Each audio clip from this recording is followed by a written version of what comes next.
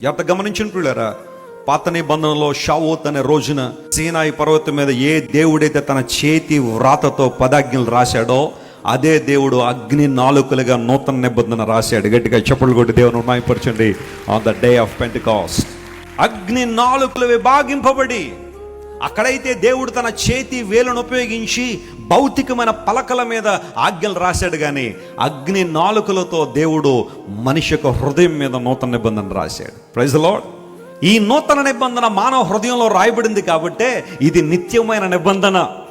రాతి పలకలు పగలగొట్టబడతాయేమో కానీ హృదయంలో రాసిన నిబంధన మాత్రం పగలగొట్టబడదు. అందును బట్టి నూతన నిబంధనను నిత్య నిబంధనను కూడా పిలుస్తారు. It's an eternal covenant.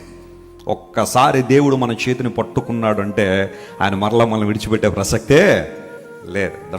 కొన్నిసార్లు మన దౌర్భాగ్య స్థితిని బట్టి మనమన్నా దేవుడిని వదిలేస్తామేమో, కానీ దేవుడు మాత్రం అటువైపు నుండి అయితే ఆయన మనల్ని వదిలే ప్రసక్తే లేదు.